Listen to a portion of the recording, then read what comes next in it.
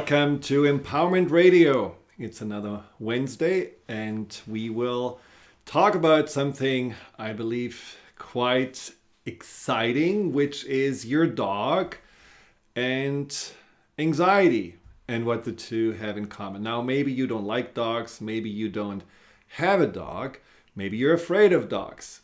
Don't turn the radio off, just stay with it. There will be something also for you if you are struggling with anxiety or if you know someone who struggles with anxiety. It's a topic that a lot of people are dealing with right now, either personally or in their circles of friends or family. So we'll talk about it in a moment, but I want to just tell you a little funny story that happened to me, which is kind of showing you how important communication is and really understanding messages properly and right. So we are in France. We are having some, shopping that we are doing in different stores. And there is one store in France, which is called Picard, which is basically specializing on frozen food. Now, that's not the frozen food like the TV dinners, the Staufers or Hungry Man or something. These are really beautiful, well tasting and also often organic foods that are put together when you don't have a lot of time. And in fact, the French sometimes serve in dinner parties part of their meal from that store. So it's certainly something that they don't sneeze at and they take advantage of. So we went there, we roamed around, we got something nice, and there was one package that Danielle, my wife, got, which was this beautiful mixture of my two favorite vegetables, which are broccoli and potatoes. Now, is potato a vegetable? Well, I guess I see it as a vegetable. In any case, so she bought it. We had, prepared dinner. We were sitting down. I, of course, go first to that, what I was looking forward to that vegetable mix. And geez, it was awful. It was terrible. It was completely bland. It looked like something they're serving in the space shuttle out of a tube. And it really had somehow, no whatsoever appeal to it. So after 2 forks, I just stopped and didn't want to eat it anymore. Well, so we were wondering, what's wrong with that? Is it just, maybe going bad? Well, can anything go bad in the freezer, really? So we looked closer at the package, and then we read that it said for 6 months or older recommended. So we basically bought baby food, and we had no idea that it was baby food. And so I really realized that now I understand much more why babies actually cry, because I was close to crying myself. And it just shows you sometimes it's good to read the labels and maybe read the manual. And sometimes it's just also good to understand the language. So the story leads into also that what we are talking about, which is ultimately the communication with yourself. Do you really always understand yourself? Did you come with an owner's manual, or is there anyone who can read the instructions on how to make you tick and make you happy and satisfied? Probably not. And the one thing that we are often struggling the most with are emotions.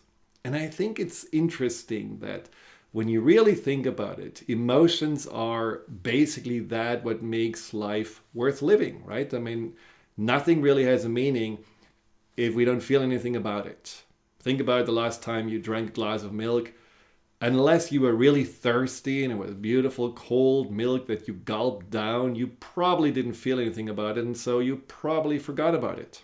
Or maybe you had milk that was going bad and you spit it out. Or maybe you were like me, totally absent-minded, and you put orange juice in the milk and then you felt like, oh my God, what is that? Where did this come from?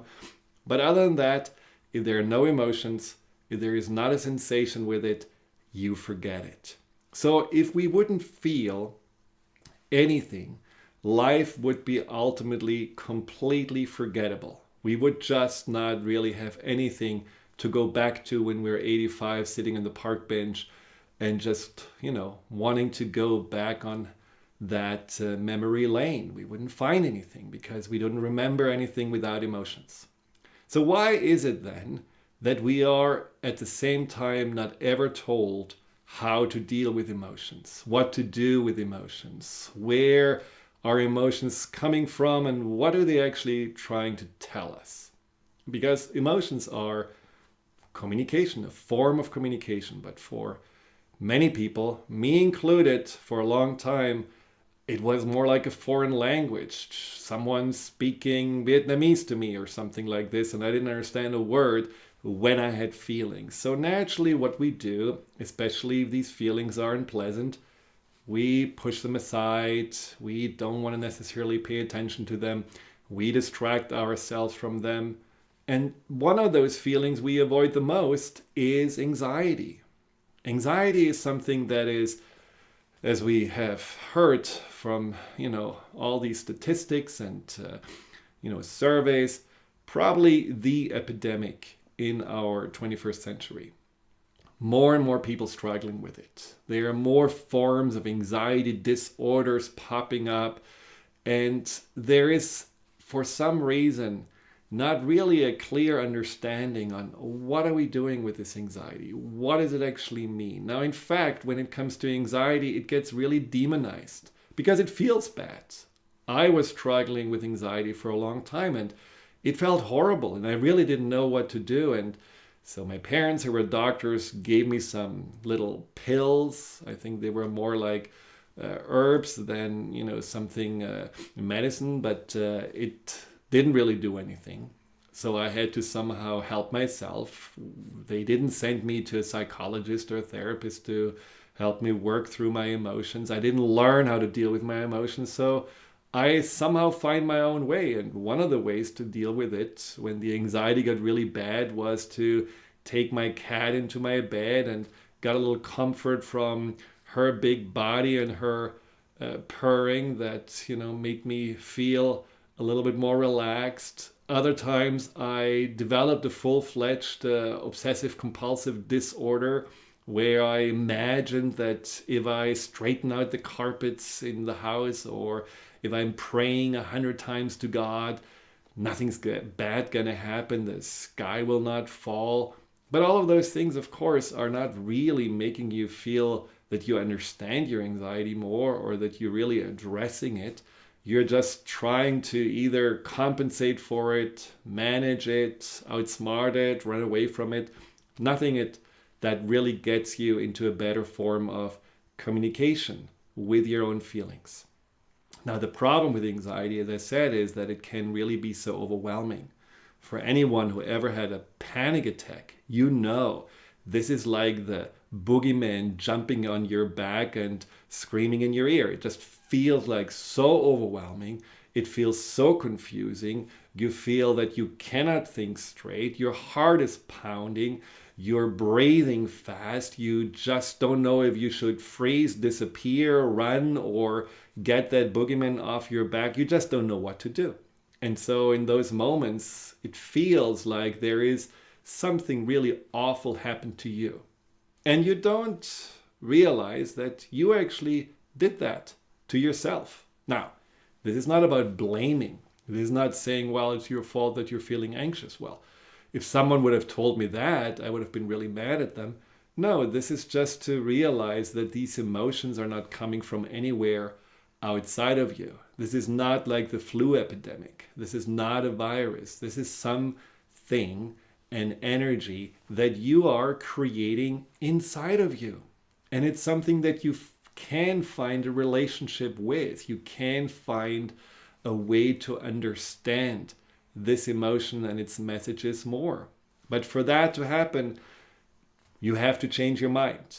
We have to think differently about anxiety. We have to try to see it from a perception or a perspective that makes us actually feel a little bit more maybe positive towards it, or have a little bit more an open heart towards it, or maybe also feel like more responsible for it and have that sense of, okay, when there is something anxious inside of me, I want to help it. I want to take care of it. Well, how do we do this? And for that, I just love analogies. I love to understand things by making them somehow tangible, something that makes sense to us, where we really can look at it and say, okay, well, maybe if the anxiety is similar to, then I can do something about it. And this is what we talk about today. What if you would look at anxiety like you would look at your dog who is barking? Or maybe who is, a little scared and has a tail between the legs. What if you would learn to address your anxiety like you do address and help and lead and support your beloved animal? Well, for this to work, we have to ask ourselves, what does anxiety and a dog have in common? When we come back, we will talk more about this, because you will find that there are a lot of things they have in common, and there are a lot of ways you can actually befriend your anxiety. So stay tuned. We will be right back.